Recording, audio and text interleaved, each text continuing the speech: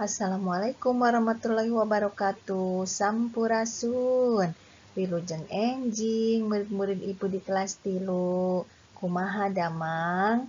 Mudah-mudahan urang sadayana aya dina kaayaan sehat walafiat.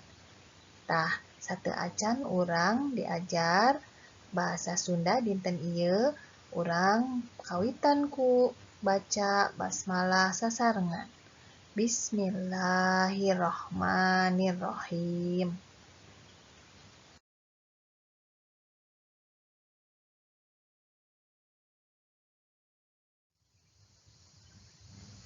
Dinten ieu urang ngalajengkeun materi sosobatan dinu pangajaran genep.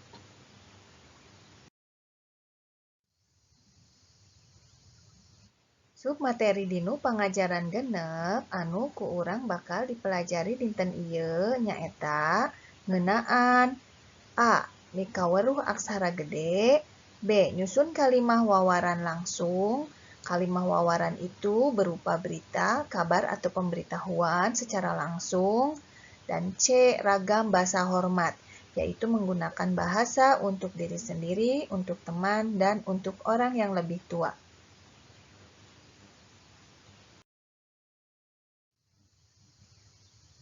Mikaweruh aksara gede. Aksara gede digunakeun pikeun nuliskeun hiji. Awal kalimah. 2. Ngaran hiji tempat seperti sakola, kantor, jalan, daerah, poe, bulan, jeung saterusna. Nu katilu ngaran jalmi. Jadi, huruf besar itu biasanya dipakai untuk menuliskan di awal kalimat nama suatu tempat seperti sekolah, kantor, nama jalan, nama daerah, nama hari, bulan, dan seterusnya, juga nama orang.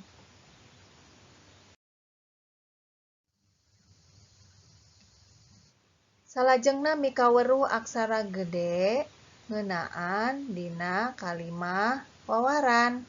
Contoh, nomor hiji. Murid SD Sukahaji ngojay di Karangsetra. Peku hidep tuliskeun di mana huruf atanapi aksara gedena. Biasana aya di awal kalimat sareng di ngaran tempat. Contohna dina kecap murid SD Sukahaji sareng Karangsetra anu nunjukeun tempatnya.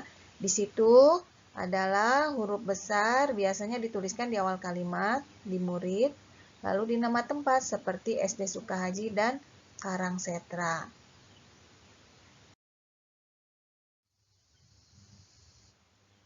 Menyusun kalimah wawaran. Nyusun kalimah wawaran contohna aya dina buku hidep, mangga dibuka bukuna.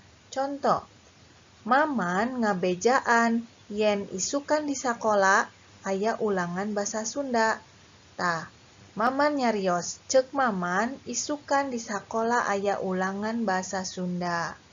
Contoh kadua, Tigin ngabejaan yen manehna meuli buku ti Palasari. Ceuk Tigin, kuring meuli buku ti Palasari. Nah, jadi maksudnya begini. Maman memberitahukan bahwa besok di sekolah akan ada ulangan bahasa Sunda.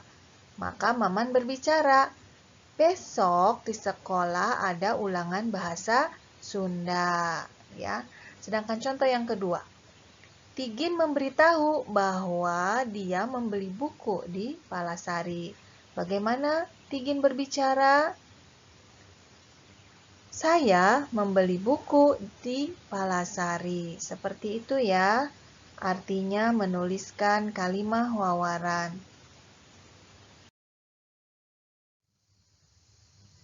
Salajengna ragam basa hormat.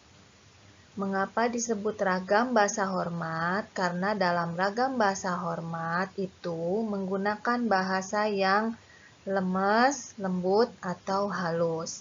Ragam basa hormat ada dua macam, yaitu basa hormat untuk diri sendiri dan basa hormat untuk orang lain, teman, atau yang lebih tua.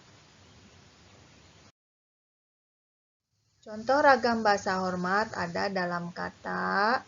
Contoh ragam basa hormat aya dinu kecap alus, sae, sae. Contoh dina kalimatna nu kahiji, baju tati alus. Itu untuk teman. Yang kedua, acuk abdi sae. Itu untuk diri sendiri. Yang ketiga, raksukan bapak guru sae. Itu untuk orang yang lebih tua. Nah, seperti ini ya contoh ragam bahasa hormat, bisa dilihat di bukumu.